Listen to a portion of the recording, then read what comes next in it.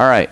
So I told you guys yesterday that I would talk about the 6 levels of dress. Now, a lot of the information that I'm going to share with you came from a woman named Taylor Sinclair. She was a student of Susan B. Cagill, who was also the instructor of the woman who created the Color Me Beautiful system. But this is not from the Color Me Beautiful system. Taylor's a brilliant, brilliant fashion consultant, image consultant, and she's developed some very, very powerful fashion-based technologies. So I want to give her credit, even though I'm not going to give you her system verbatim because it is a trademark copywritten system. I want to compare and contrast and give you some ideas. Remember that when we talk about the 4 pillars of hypnotic influence, when we talk about covert hypnosis in general, you can divide the things you do into passive and active. What I mean is, I don't have to turn them on. I don't have to turn them off. I don't have to decide to use them. They're just always on, right? Your clothing statements, the clothes you wear, are one of those things. Now, you do have to choose your clothing, obviously, but once you're wearing them, it's done. You can set it and you can forget it.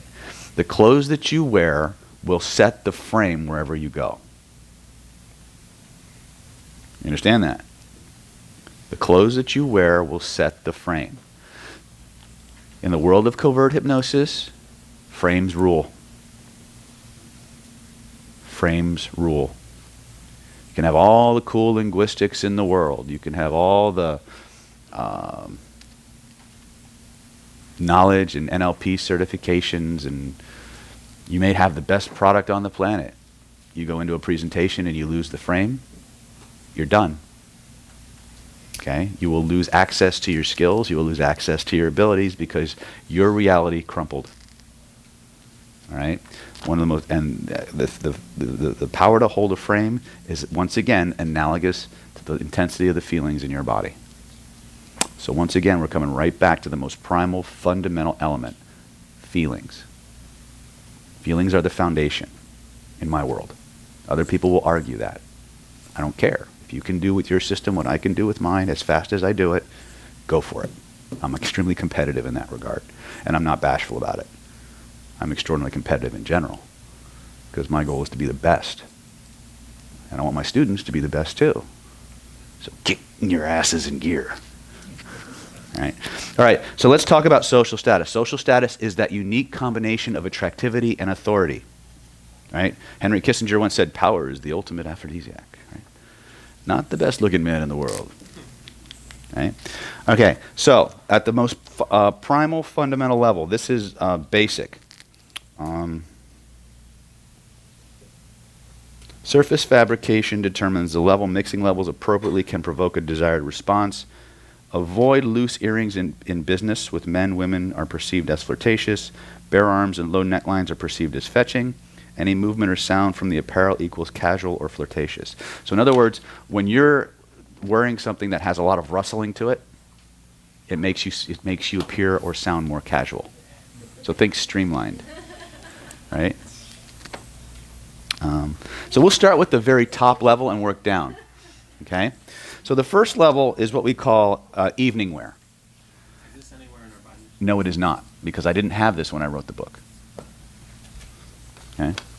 This is actually relatively, probably in the last 6 years that I've actually acquired this and field tested the technology. And some of you have actually done the luminescence. Raise your hands if you've done the luminescence. Are you actually wearing the? She picked up this shirt for me. Yeah. So. Yeah. Taylor's technology is like bringing a gun to a knife fight. It's that unfair. Yeah, yeah, right. And yes, you will wind up wearing clothes that you would never pick. It was very traumatizing. It is. It's extremely I had to get rid of like 10 years of acquired stuff. It was very, very traumatic. I'm still in therapy, but. When we talk about the highest level of social status, okay, we're talking about evening wear, formal wear, tuxedos, evening gowns, prom level shit, wedding level stuff. Anytime you put on a tux, you automatically go to the top of the charts, regardless of the context you're in. Now, it will look dramatically out of place at a rave, right? But the status will actually emanate. That's why it's John, right? Or Jim? Chris? I'm Jimmy Orr. Jimmy, yeah. Jimmy, that's John. You got 2 Orrs in here. That was kind of weird. I don't know if you guys knew that. Yeah, that was what screwed me up for a while. I was looking at you guys' names on the PayPal list, like Orr here and Orr here. I'm like, did he sign up twice? Right? But if you look at, just to juxtapose the Orr twins, right? Right? This is extraordinarily casual. This would be lower status than him. Yeah. So again, even though we're in the same room for the same reason, if both of these gentlemen got up to speak, who would we pay more attention to? Who would we give more credibility to? Even though we know he's just as smart as him, right? That's right. Right. Right. So tuxedo evening wear. This is the top of the pecking order, right?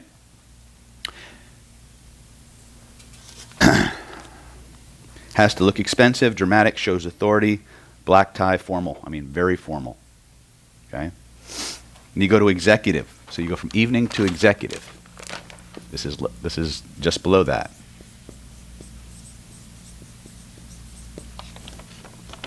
Looks expensive. It's a very businessy kind of a look. Accomplished, very intelligent, refined. Means business, shows authority. Black tie, optional, 3-piece suit. Okay?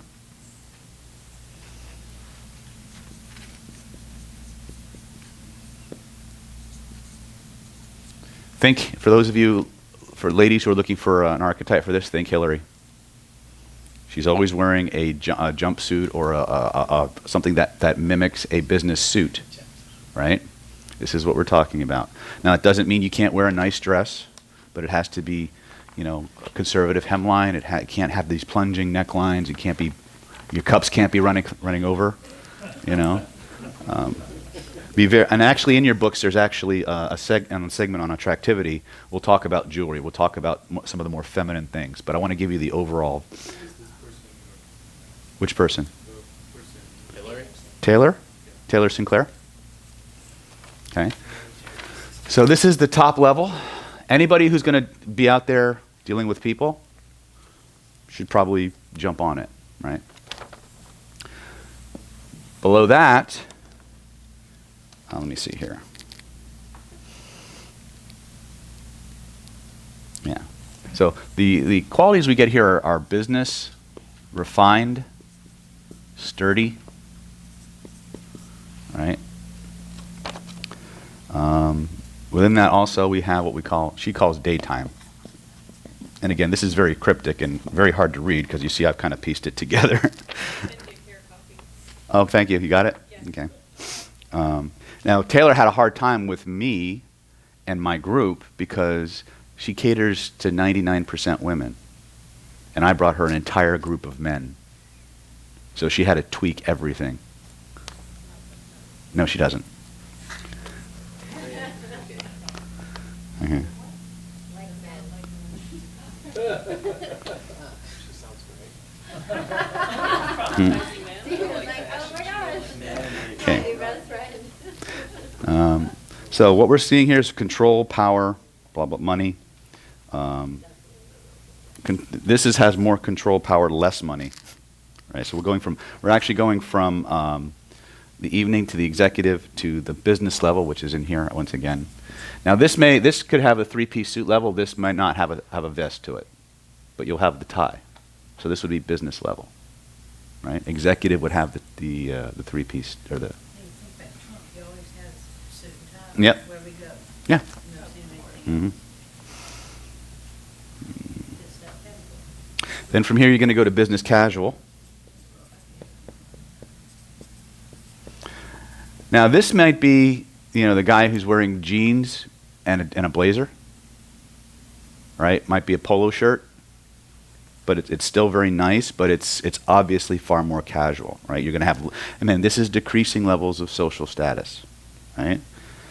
So it's a much more relaxed look. You're put together. You're somewhat refined. The fabrics tend to be knits, rayons, linens with matching finishes. The look separates and unstructured jackets. So again, resort wear, think, right?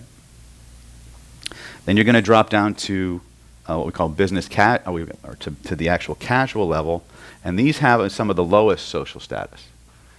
Now, what you'll see in a lot of, especially on the East Coast, I think, is actually where this tends to stick out a little more. Is you'll walk into a meeting with a CEO, and they'll be in like Bermuda shorts and a T-shirt, right? And what you're seeing there is a power demonstration. It's a frame war. They're sitting there saying, I have so much power, I am so in control that I can buck the rules and it doesn't matter. Okay, so when you see those obvious juxtapositions, that's what you're looking at. You're looking at somebody who's trying to prove something. And the moment you understand that, they've already lost the frame. Sensory acuity is power.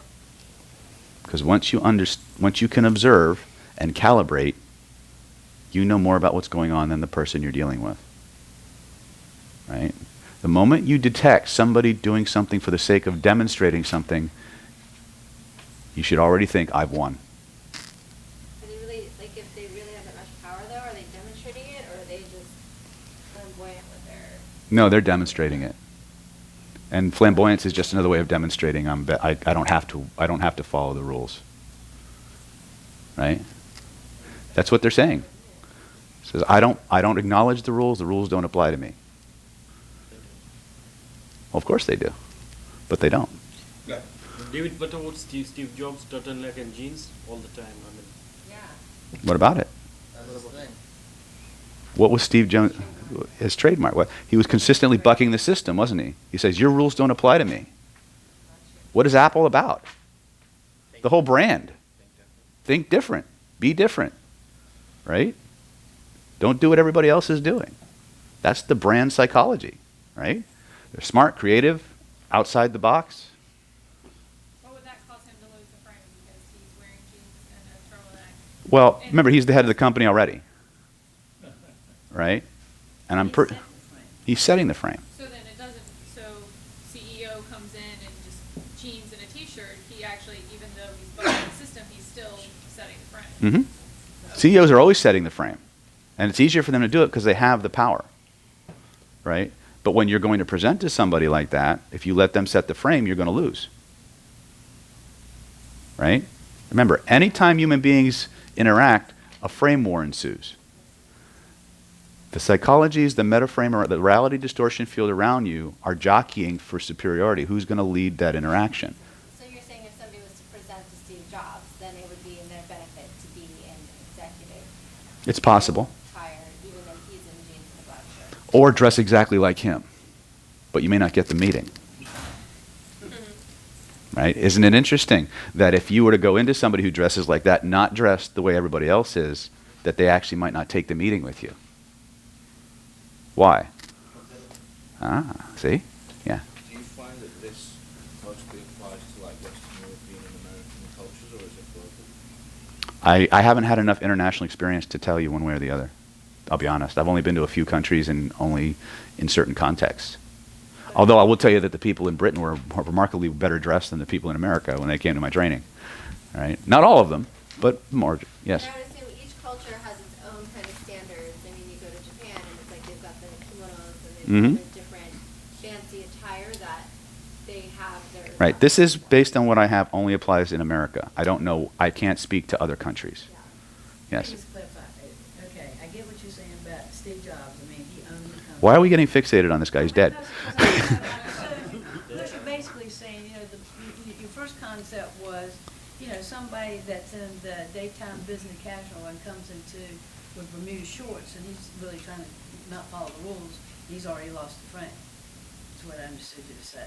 What I'm saying is when you walk into a culture where everybody else is dressed in a three-piece suit and the boss isn't, Okay. you're looking at a guy who's saying, I have so much power in this world that I don't have to follow the rules I've set for everybody else, right? And when you recognize that, you can take the mental perspective that he's somebody trying to prove something. And when you're in the presence of somebody trying to prove something, you've already won the frame. Okay, but you said with Steve Jobs, I mean, he comes in very casual. He's the company, and he can do that. He can set his own dress. Mm-hmm. But then you said, so if you go into a meeting with Steve Jobs, that type of person, you go into a meeting, you could dress like him, but you might lose. You might Yeah. lose. So Because you're challenging him. So you need to really dress what that level. You have to be. figure, you have to think strategically. Who do I need to be? How do I need to present myself in the way that I'll get my outcome? I'll give you a classic example from one of the few times I did trainings overseas. I was actually in Israel. I was doing a training for the vice presidents of Essence Security, and one of the guys there was a very, very well-traveled executive. He'd done a business in a lot of countries and things like that, and he was talking about how what I was teaching in terms of frame control and stuff, you'd have to be very careful in a place like Turkey, where if you walk in and you show any form of dominance or attempt at being an equal relationship, they're going to get extremely offended, right? Remember, our job isn't always to be dominant in the way that is alpha, that is obvious, that is threatening to people. Our job is to be dominant in the way that makes us effective in getting our outcome, even if that requires us to play the subordinate. Playing the subordinate doesn't make you a subordinate. Right? How many people here have children? Right? I have a 2-year-old who tends to get whatever she wants because she asks. Right? She doesn't say, "Daddy, get me that." She goes, "Daddy, can I have this?" You're like, "Oh." Right? You've had those moments. They just look at you that one way, they ask one thing, and even though you are brimming with cosmic power, infinite resources, and the ability to say no, you say, "Okay." How much? Who's really in charge in that dynamic? I can say no at any time, right? But I don't, because I have the power and I can afford to be benevolent, right? That's why one of the most powerful statements you can say to another human being is, "I need your help." Because it simultaneously raises their status and gives them a frame of benevolence. And that's, you'll see me, whenever I pull a lot of magic, first thing I'm sorry to bother you. I really need you. They told me you're the one that could help me. I really need your help. Boom. It's like flipping a switch. Changes their frame, puts them in the "I can help you" position, and if you deliver it sincerely and congruently, more often than not, you'll get the help you need. Believe it or not. That's how we're still on this road. Want to tell that story? You guys know. Give him the phallic thing.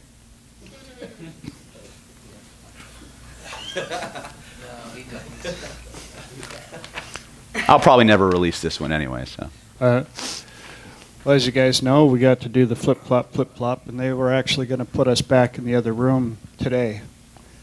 To be honest, I was too damn tired to want to pack all this stuff up and set it back up, so I went up to the head desk and asked the gentleman there, I said, "So what's going on in this room tomorrow?" And he looked it up and he goes, "Nothing." I said, "I really need your help, man. Is there any way that you can arrange for us to just stay in that room?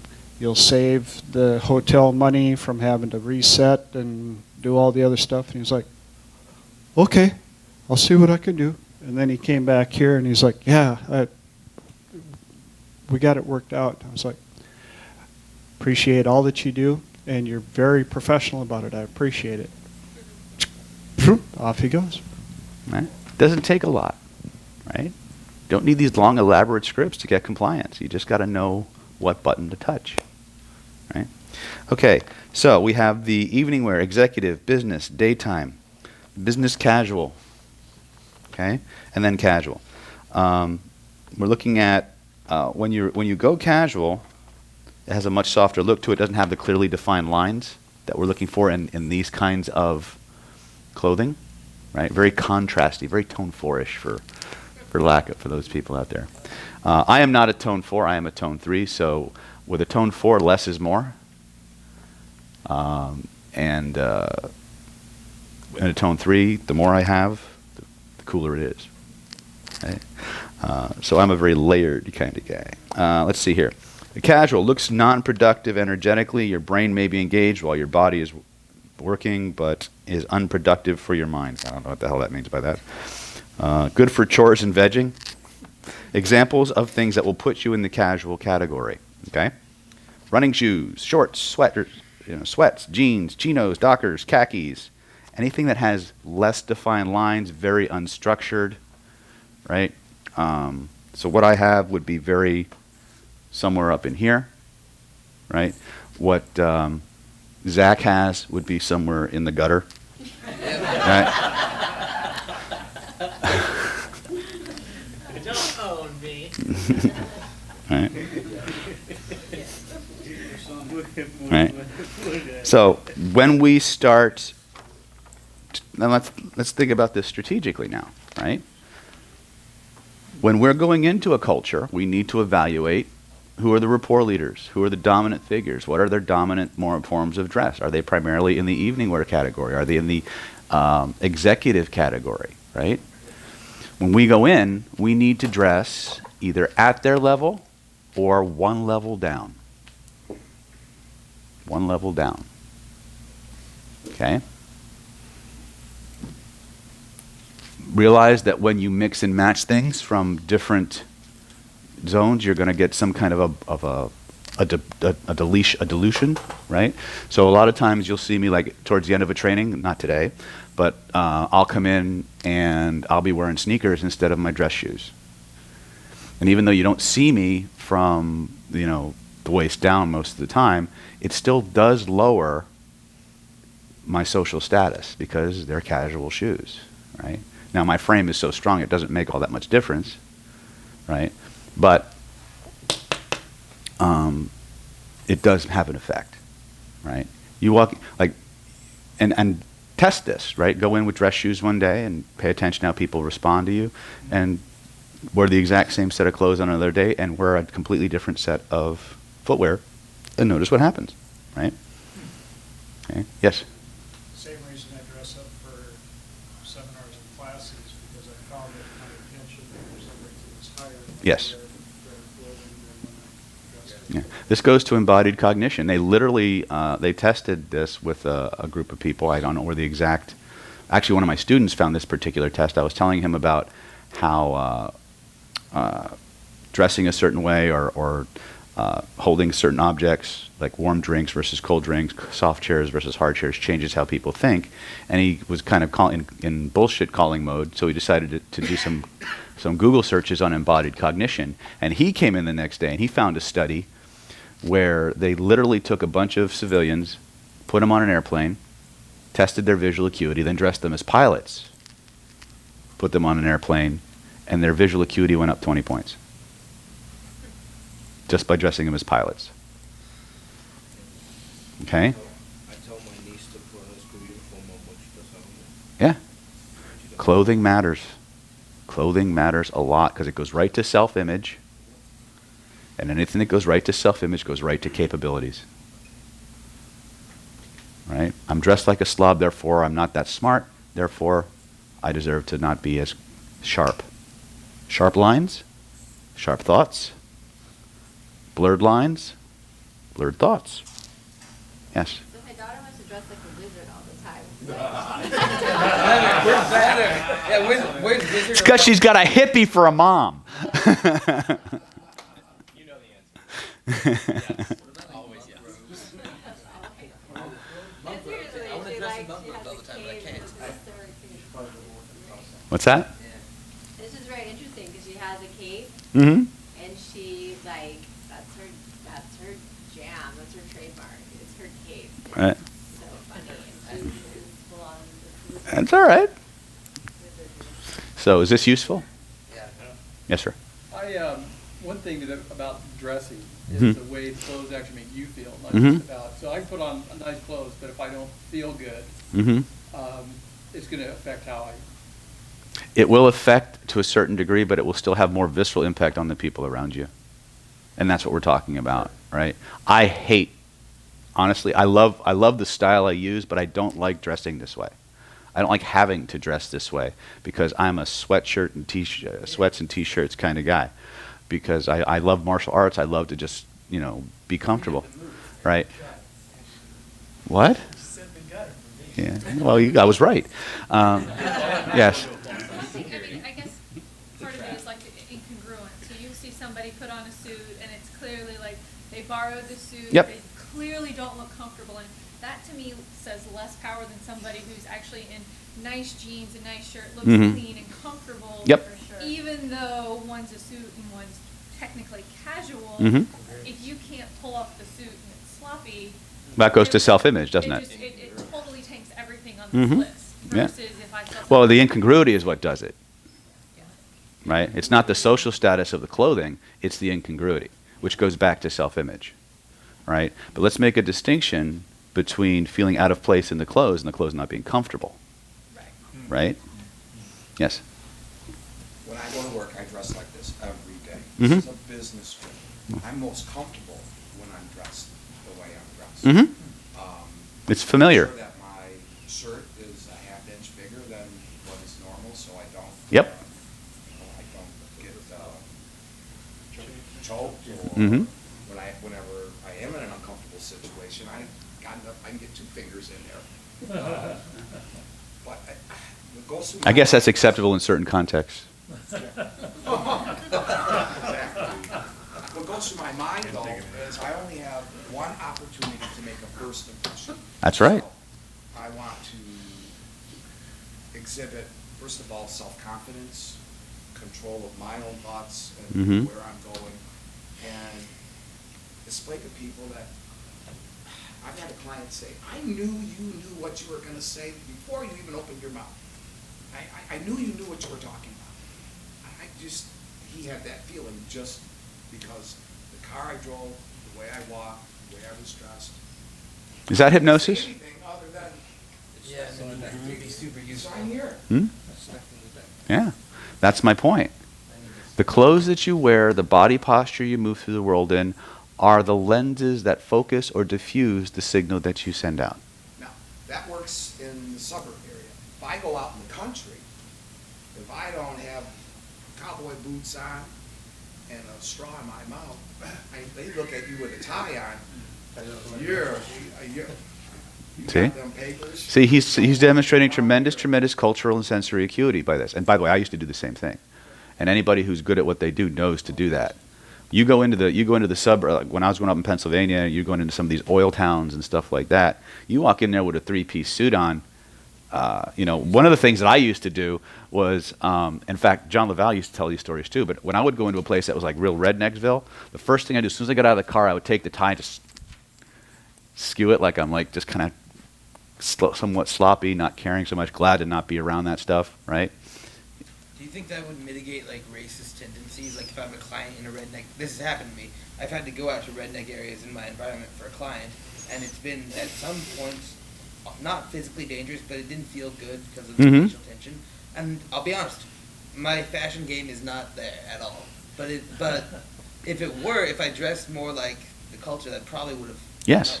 So, What's the principle? People like people who are, right? Even if you're from a different racial background, if you adopt the clothing and the attitudes for the time that you're there, right? I've met black people who are whiter than some of the whitest people I've ever met, right? And to me, you're all people, you all eat the same, so you all taste the same when you cook them up. And just sorry, I've been hanging around Zach's stuff a little much. He got me to eat human meat, I guess, but yeah. This also goes back to studies that were shown for those of us that are in home-based businesses where they've shown that dressing, even though you're home, nobody's around, getting out of your morning wear, putting on your business clothing, they've shown how it boosts your productivity simply because you put your mindset into, now I'm into business mode. I'm not in morning. Your identity changes as your apparel changes. Period. When I say identities are like a suit of clothes, it's more literal than you realize. Right? Dress for the person you need to be. Right? That's all I'm saying. Understand the levels of status. The higher you go up the chain, the more hypnotically suggestible the people become. Especially if they're at this level and you're here. right? It's not just about what about this, what about the exceptions to the rule. We can't focus on the exceptions to the rule. We have to focus on what's most likely. Because once we master that, now we have the bandwidth to deal with the exceptions. Nothing works on everybody, and something works on, and everything works on somebody. Yes? Just when I was in class, there was a girl that she deals with horses, Mhm. mainly all day long, and like high-end horses. Did she wear a saddle when she was around her horse? But she, Taylor was even telling her, like, even when she's working with horses, she needs to be in her tone and like do her thing because it affects even the horses around her. So. Yeah. So I'm not saying you have to go get toned and jump into that technology. That's a whole other kettle of fish. But you do need to understand social status and the dress and how it affects you. Right? It'll make your job easier or harder depending on how you choose to strategically use this. And that's all I care about. Teaching you how to make your influence efforts easy. Get the biggest return on your investment, the most bang for your buck. Yes, I know it's comfortable to wear jeans and a t-shirt or shorts or, the baggy pants and stuff. I know that. Okay? But even when, 9 times out of 10, when I'm at home doing Skype work in my bedroom, I still put this on. I still put this on. And it really makes a huge difference for you. Yeah. Right? I still put it on. Now, is it for me or the client? Right? Yeah. Right? Have I done things in jeans and a t-shirt? Yeah, of course I have. Right? But I feel that I give my best when I look like the person they're expecting to be, right? Or be with, right? So, any other questions on this?